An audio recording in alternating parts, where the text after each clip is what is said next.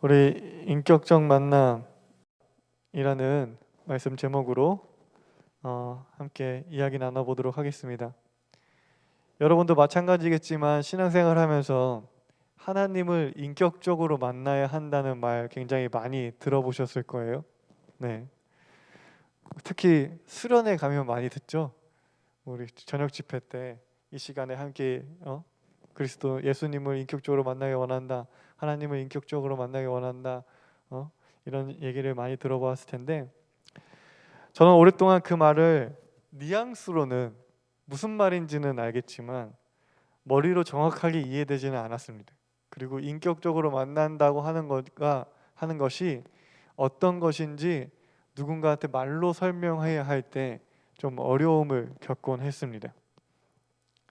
어떤 것, 어떤 느낌, 어떤 체험이 하나님과의 인격적 만남이라고 할 수 있을까요? 자신의 신앙을 소개할 때 우리는 흔히 언제 하나님을 인격적으로 만났는지 이야기하곤 합니다. 네, 저는 모태 신앙인데 하나님을 인격적으로 만난 건 중학교 2학년 때였어요. 고등학교 3학년 때였어요. 이런 식으로 자신의 신앙을 많이 소개하잖아요. 제가 그런 신앙의 소개를 듣고는 항상 물어봐요.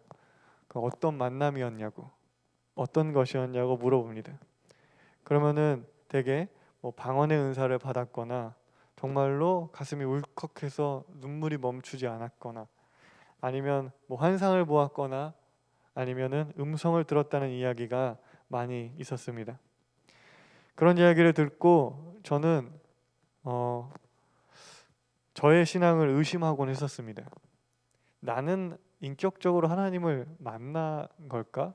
만났을까? 스스로 의문을 품곤 했습니다.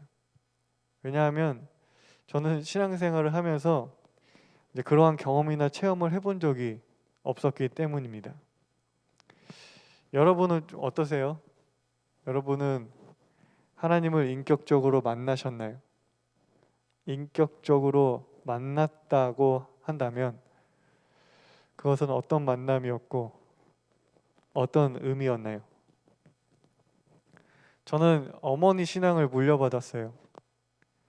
어린 시절에 아버지는 신앙이 없으셨습니다. 그래서 어머니 덕에 저는 당연하고 자연스럽게 하나님 신앙 안에서 성장했습니다. 보통 모태 신앙이라고 하죠. 네. 설교를 준비하면서 생각해 보니까 제가 이렇게 자라면서 교회 가기 싫은 적은 많았어도 하나님이 진짜 있는가에 대해서는 고민했던 적이 없었던 것 같아요. 교회 가기 싫었던 적은 굉장히 많습니다. 네.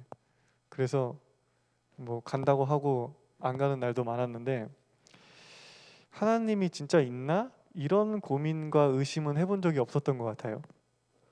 오히려 그런 고민은 신학을 하면서 했었고 어린 시절에는 그런 적이 없었던 것 같습니다. 그냥 의문이 드는데 덮어둔 게 아니라 진짜 그런 의심이나 의문이 아예 없었던 것 같아요.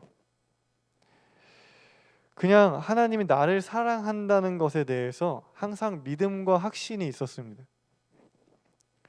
무슨 용기와 자신이었는지는 모르겠어요. 특별한 계기가 있었던 것도 아니었습니다.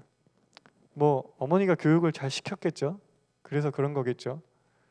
하여튼 그런 덕분인지 저는 하나님이 나를 사랑한다고 굉장히 굳게 믿고 있었어요. 그렇게 저는 특별한 사건이나 계기 없이 하나님과 자연스럽게 정서적인 관계를 맺고 있었습니다. 하나님은 분명히 존재하시고 나를 사랑하시며 나를 분명히 사용하실 것이고 나를 언제나 도우실 것이라는 믿음이, 그냥 막연한 믿음이 제 안에 깊이 뿌리 박혀 있었습니다. 물론 그 시절에 저의 신앙과 믿음이 나의 친구나 나의 가족이나 내 주변 사람들한테 영향을 끼치는 건 아니었어요. 더욱이 제 신앙이 저의 생각이나 저의 사고, 저의 가치관에 영향을 미치는 것도 아니었습니다. 하나님이 나를 사랑한다는 그 믿음은, 그 막연한 믿음은 그냥 저를 든든하게 할 뿐이었어요. 난 잘 될 거야, 하나님이 나를 이끄실 거야 라고 하는 그냥 막연한 긍정의 힘이었습니다. 이러한 믿음이 누가 봤을 때는 굉장히 이기적인 것처럼 보일 수 있어요. 저도 그렇게 생각했던 적이 있어요. 그건 잘못된 신앙이라고 생각했던 적이 있습니다. 하지만 지금은 생각이 변했어요. 그것은 잘못된 신앙이 아니다. 그러한 신앙은 신앙의 성장 과정 중에 반드시 겪어야 하는, 지나쳐야 하는 필요한 과정이다 라고 지금은 생각합니다. 잘못은 무엇이냐? 그냥 그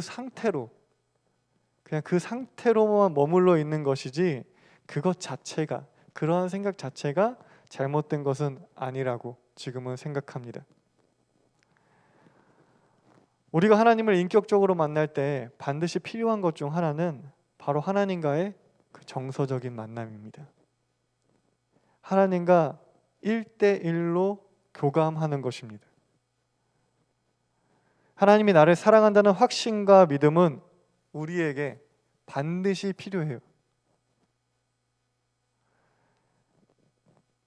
하나님이 우리를 사랑한다는, 우리 맨날 고백하잖아요. 하나님은 우리를 사랑하셔, 하나님 모든 생명을 사랑하셔 라고 고백은 하는데, 그 우리 안에, 그 생명 안에 내가 있다 라고 하는 믿음과 확신의 고백이 반드시 필요합니다. 그것이 하나님이 나를 사랑하신다 라는 그 믿음과 고백이 하나님을 인격적으로 만나는 첫걸음일 것입니다. 신학의 역사 가운데요, 하나님을 시계공으로 묘사하는 학설이 있었습니다. 시계공은 시계를 만들고 시계가 정상적으로 작동하기 시작하면 어떠한 개입도 하지 않잖아요. 시계는 알아서 잘 돌아갑니다. 하나님이 마치 그것과 같다는 거예요. 시계공과 같다는 겁니다. 이 세상과 모든 생명들을 창조하시고 그것들이 자연스럽게 서로 상호작용할 수 있도록 세팅하신 후에 어떠한 개입도 하지 않으신다는 주장이 있었습니다. 하지만 그러한 하나님 이해에서 우리가 하나님의 사랑을 느끼기란 어렵죠. 그러한 하나님은 그저 창조자일 뿐입니다. 하지만 하나님은 이 세상을 창조하신 분인가 동시에 우리를 위해 자신을 희생하시는 분이시며, 여러분 한 명 한 명을 찾아가 위로하시고 힘주시며 관계 맺으시는 분이 바로 우리 하나님인 것입니다. 저는 청년들을 만나면 항상 밥 먹자고 얘기해요. 많은 목사님들이나 전도사님들이 그러죠. 교육자들이 밥 먹자고. 그래서 누구는 제가 담당 목회자이니까 인사치레 하느라고 그냥 밥 먹자고 얘기하는 걸 거다라고 생각할 수도 있어요. 그래서 제가 밥 먹자는 얘기를 그냥 인사하는 거지라고 그냥 가볍게 생각할 수도 있는데요. 저는 여러분 한 사람 한 사람과 인격적인 만남을 하고 싶습니다. 그런 마음에 그런 이야기를 하는 거예요. 내가 담당하고 있는 청년들 중 한 명, 그냥 청년부의 한 사람이 아니라 여러분 한 사람 한 사람과 개인적으로 친분을 쌓고 정을 나누고 싶은 마음에 밥을 먹자고 이야기하는 것입니다. 여러분 중에서도 저를 그냥 청년부의 목사님이라고만 생각하는 사람도 있을 것입니다. 내가 청년부고 내가 속한 부서를 담당하는 목사님이라고만 생각하거나 이제 그냥 그 정도로만 누구랑 친한 목사님이라고만 생각하는 청년들도 있겠죠. 그렇게 우리가 매주 만나잖아요.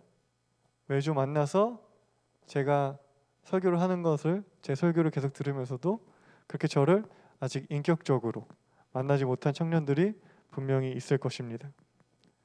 반면에 어떤 청년은 우리 목사님, 나의 목사님이라고 생각하는 청년도 있겠죠. 우리의 신앙 또한 마찬가지라고 생각합니다.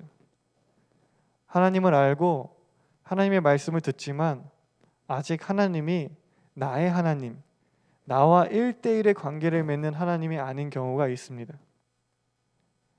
하지만 여러분, 하나님은 위대하시고 전능하셔서 저 멀리 계신 어려운 분이시기보다 우리 곁에 오셔서 함께 울고 함께 웃으며 나의 아빠, 나의 엄마, 나의 친구가 되길 자처하시는 분이 바로 우리의 하나님인 것을 여러분들이 깨닫길 간절히 원합니다. 저는 어린 시절 그렇게 막연한 신뢰와 믿음을 가지고 있던 중에 신학을 공부하면서 또 하나님을 머리로 알게 되었습니다. 저는 그때 다시 한번 하나님을 만났어요.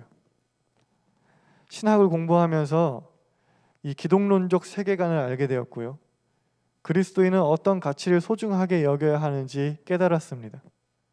우리가 사는 이 세상이 어떤 모습이어야 하는지, 그리고 인간과 하나님, 그리고 인간과 인간, 그리고 인간과 자연은 어떤 관계를 맺어야 하는지 알게 되었습니다. 그것을 알게 되면서 나를 위한 하나님, 그냥 나를 든든하게 하는 하나님을 넘어서서 하나님, 세계를 창조하시고 이 역사를 이끌어 가시는 하나님을 알게 되었습니다. 나를 사랑하시는 하나님을 넘어서 이 세상을 정의롭고 공의롭게 다스리시는 하나님을 알게 되었습니다. 그 하나님을 만나니까 제 심장이 뜨거워졌어요. 그러한 세상을 이루겠노라 다짐했습니다. 하나님 나라를 이 땅에 이루는데 내 인생을 바치겠다고 마음먹었습니다. 그렇게 하나님은 저의 의지가 되었습니다. 나의 삶의 목적과 방향, 그것을 향해 나아가게 하는 힘과 강한 동기부여가 되어주셨습니다. 저는 그렇게 긴 세월에 걸쳐서 조금씩 하나님을 인격적으로 만나갔습니다. 하나님을 인격적으로 만나는 것에 대해서 이야기할 때 가장 많이 등장하는 본문이 바로 오늘 읽은 바울의 회심 사건이죠. 바울은 순수 히브리인으로서 뼛속까지 유대인이었던 사람입니다. 그는 당대 최고의 율법 학자 밑에서 공부한 사람이에요. 매우 엄격하게 랍비 교육을 받은 철저하게 훈련받은 바리새인이었습니다. 또한 그는 당시에 로마 시민권자였어요. 즉 바울은 부와 명예 그리고 학식까지 모든 것을 갖춘 사람이었습니다. 철저하게 기득권이었고 철저하게 가진 사람이었습니다. 때문에 그는 자신이 배우고 몸담고 있는 이 유대교 전통과 질서를 수호하기 위해서 최선을 다했던 사람입니다. 그러한 삶의 배경 때문에 그 바울은 예수님을 이단이라고 생각했고 유대교 전통을 어지럽히는 그리스도인들을 색출해서 감옥에 가두거나 사형시키는 일에 앞장을 섰던 사람입니다. 그랬던 그가 어느 날 예수님을 만나죠. 환한 빛과 함께 들려오는 예수님의 음성을 듣게 됩니다. 그러한 신비로운 체험 이후에 앞을 못 보게 돼요. 그렇지만 하나님이 보내주신 사람을 통해서 다시 볼 수 있게 되고 또 세례를 받은 후에 그 바울은 전혀 다른 사람이 되죠. 전혀 다른 것을 추구하는, 전혀 다른 것을 꿈꾸는 사람이 됩니다. 우리는 이 바울의 회심 사건을 보면서 예수님을 인격적으로 만난다는 것이 그 체험 자체가 인격적으로 만나는 것이라고 착각할 때가 있어요. 그 음성을 듣는 것, 귀로 듣는 것, 예수님의 음성을 듣는 것이 예수님을 인격적으로 만나는 것이라고 생각하곤 합니다. 하지만 우리가 이 사건을 보면서 바울이 예수님을 인격적으로 만났어요 라고 이야기할 수 있는 이유는 바울이 달라졌기 때문입니다. 그가 이 사건을 통해서 예수님에 대한 이해가 달라지고 세계관이 달라지고 삶의 방향이 달라졌기 때문에 우리는 바울이 예수님을 인격적으로 만났다 이야기하는 것입니다. 만약 그가 예수님의 음성을 듣고 아니면 더 놀라운 경험을 했다고 하더라도 바울의 삶이 달라지지 않았다면 우리는 바울이 예수님을 인격적으로 만났다고 이야기하지 않겠죠. 바울은 예수님을 만남으로 모든 것이 달라졌습니다. 유대교 전통에서 자라고 교육받은 그였기 때문에 그에게 하나님은 율법을 만드시고 그 율법에 근거하여 심판하시는 분이셨을 것입니다. 율법이 곧 하나님이었겠죠. 하지만 예수님을 통해 그는 새로운 하나님을 만났습니다. 율법에 의한 심판이 아니라 예수님의 삶처럼 누군가를 사랑하시고 위로하시고 약한 이웃을 보호하시는 그런 하나님을 만났습니다. 그리고 그런 하나님은 예수님을 통해 자신을 직접 찾아오셨어요.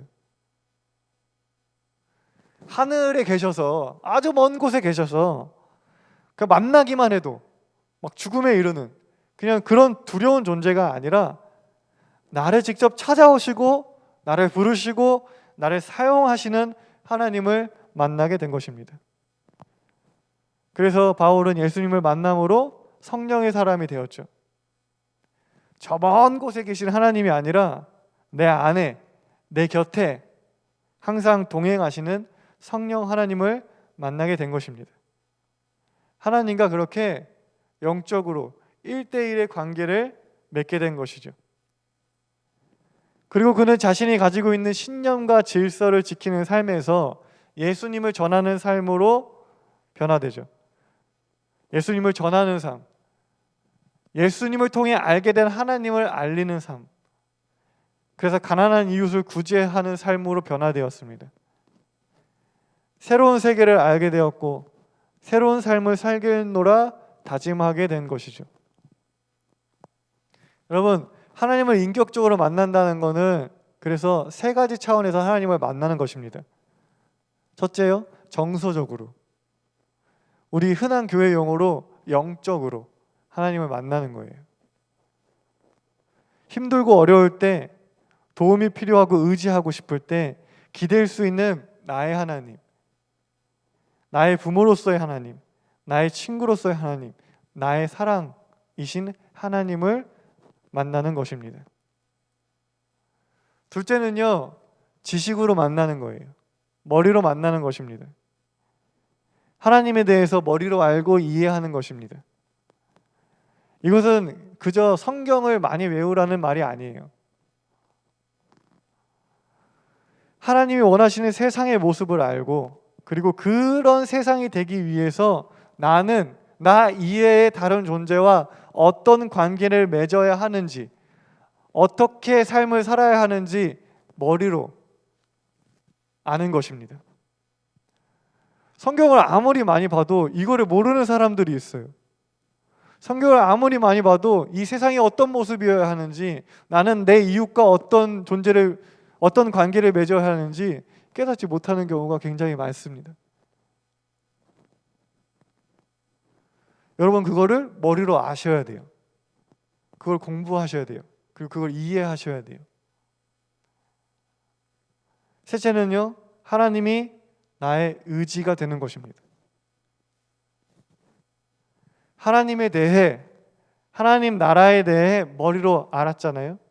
그러면 내가 그것을 내 삶으로 실천하게 나가야겠다 라고 하는 하나님이 나의 의지가 되어 주셔야 하는 것입니다.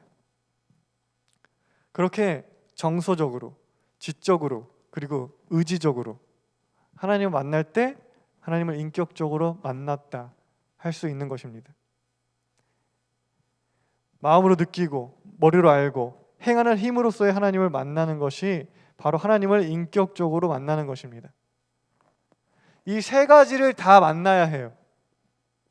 이것 중에 한 가지 아니면 두 가지를 만났다고 해서도 하나님을 정말 인격적으로 만났다고 할 수 없습니다. 정서적으로만 연결되고 어떤 영적으로만 연결되고 내가 그것을 지식으로 알지 못한다면 그러한 신앙은 이 세계를 만드신 하나님이 아닌 그냥 나의 수호신을 믿는 것입니다. 그것도 우상 숭배죠. 이웃과 세상에 아무런 덕을 끼치지 못하고 그저 나의 안위만을 위한 신앙으로 빠지게 되는 것입니다. 그런 신앙의 문제점은 또 뭐예요? 나의 수호신이잖아, 하나님이. 내가 어려운 일이 생기거나 납득할 수 없는 일들이 생기면 하나님의 능력이 없다고 생각하는 거예요. 그러한 오류에 빠지게 됩니다. 그러한 신앙은, 그렇게 영적으로만 연결되어 있는 그러한 신앙은 하나님을 위한 신앙이 아닌 나를 위한 신앙이기에 그것은 정말로 건강한 신앙이라고 볼 수 없는 것이죠. 또 반대로 지식으로만 알고 또 그것을 행할 수 있는 의지까지 있어요. 그런데 하나님과의 정서적인 만남을 가지지 못한다면 그것은 신앙이 아니라 신념에 가깝다고 볼 수 있습니다. 여러분, 신념은요, 좌절될 수 있어요. 실패할 수 있습니다. 그래서요, 포기될 수 있어요. 하나님과 정서적으로 연결되지 않고 내가 하나님 나라만 꿈꾸잖아요. 내가 그 나라 이뤄야지, 그 이상적인 그 세상을 이뤄야지, 내가 그렇게 살아야지 라고 한다면 그것은 실패될 수 있고 좌절될 수 있고 포기될 수 있습니다. 왜냐? 하나님 나라는 선한 것이지만 선한 것을 추구한다고 해서 내 인생에 아무런 어려움이 없는 것이 아니죠. 지치고 힘들고 너무나 아픈 상황이 우리 삶에는 끊임없이 계속됩니다. 우리는 그걸 위로받아야 되고요. 그걸 극복해야 되고요. 그 아픔을 누군가 끌어안아줘야 해요. 때문에 우리는 신념만으로는 살 수가 없습니다. 위로받고 내가 기댈 수 있고 힘든 상황 속에서도 내 마음을 평안히 해줄 수 있는 그러한 따뜻한 사랑이 필요합니다. 그러한 든든하고 한결같은 그리고 영원한 존재가 필요해요. 때문에 우리는 하나님과 정서적으로 1대1의 영적인 관계를 반드시 맺어야 합니다. 또 만약에 정서적으로 연결되어 있고 내가 머리로도 알아요. 근데 하나님이 나의 의지가 되어주지 못한다면, 그렇게 살아가게 하는 힘이 되어주지 못한다면 그것은 열매 없는 신앙이죠. 아무런 행위가 없는 신앙입니다. 껍데기에 불과하죠. 즉, 이 세 가지 차원의 만남, 지적으로, 정서적으로, 그리고 또 의지적으로, 이 세 가지 차원의 만남, 그 어느 것도 빠질 수 없습니다. 이 모든 차원에서 하나님을 만났을 때 우리는 정말로 인격적으로 나는 하나님을 만났다 이야기할 수 있는 것입니다. 그러한 만남은 많은 사람들의 간증처럼 꼭 수련의 어느 한날, 기도하는 어느 한순간에 일어나는 것이 아닐 수도 있어요. 저처럼 조금씩 만나는 경우도 있습니다. 또한 하나님과의 만남은요, 만났었던 기억으로 머물러 있어서는 안 됩니다. 오늘도 만나고 있고요, 내일도 만나야 합니다. 누군가가 하나님을 나 이번 여름에 아니면 지난 겨울에 하나님을 인격적으로 만났어 이야기할 때 누군가가 아 그래? 늦었네. 나는 벌써 몇 년 전에 만났는데 라고 생각하면서 그 일찍 만난 것을 마치 자신의 자랑으로 생각한다면 그 사람은 하나님과의 인격적인 만남을 잘못 알고 있는 거예요. 먼저 만났다고 더 좋은 신앙을 가지는 것은 아니죠. 얼마나 빨리 만났느냐는 중요하지 않습니다. 얼마나 오랫동안 그리고 얼마나 깊이 만났으며 그리고 지금도 만나고 있느냐가 중요한 것이죠.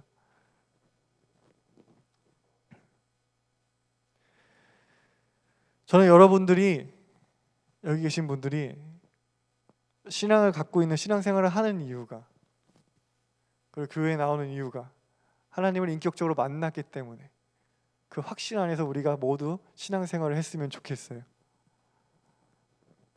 여러분들이 정말 하나님을 의지했으면 좋겠습니다. 다른 것을 기대지 말고 온전히 하나님만을 바라보고 의지했으면 좋겠습니다. 그리고 하나님을 좀 알았으면 좋겠습니다. 하나님을 이해했으면 좋겠어요. 하나님이 뭘 기대하시는지, 하나님이 뭘 원하시는지 공부하고 알았으면 좋겠습니다. 그리고 그것을 위해 살아가는 의지를 구했으면 좋겠습니다. 우리는 나약해요. 그렇죠? 다짐하고 또 다짐해도 금방 포기하잖아요. 우리의 의지는 정말 나약합니다. 무너지고 실패하기 십상이에요. 때문에 우리는 하나님이 나의 의지가 되어주길 간절히 소망해야 합니다. 내 의지는 부족하니까 하나님이 나의 의지가 되어주셔서 내가 그렇게 살 수 있도록 나를 이끌어주길 소망해야 합니다. 그렇게 하나님을 인격적으로 만나면 우리의 삶은 달라지게 됩니다. 여러분들을 억누르고 있고 여러분들한테 스트레스를 주고 있고 여러분들을 불행하게 하고 있는 그 모든 억눌림, 넌 별거 아니야, 네가 뭘 할 수 있겠어 라고 생각하는 그 패배의식, 나 이렇게 살아도 되나? 나 잘 살고 있나? 라고 하는 그 모든 불안감, 그 모든 것으로부터 여러분들을 자유롭게 할 것입니다. 뚜렷한 삶의 방향과 목표가 생기게 될 것입니다. 작은 것에 만족스러워하고요, 일상이 즐겁고요, 똑같은 사람과 똑같은 사물들이 달라 보이게 될 것입니다. 여러분 스스로 아실 거예요. 저는 여러분들한테 넌 아직 인격적으로 못 만났어, 넌 인격적으로 만났어, 저는 그렇게 판단할 수가 없습니다. 하나님은 아시고 여러분은 알 거예요. 내가 정말로 하나님을 인격적으로 만났는지.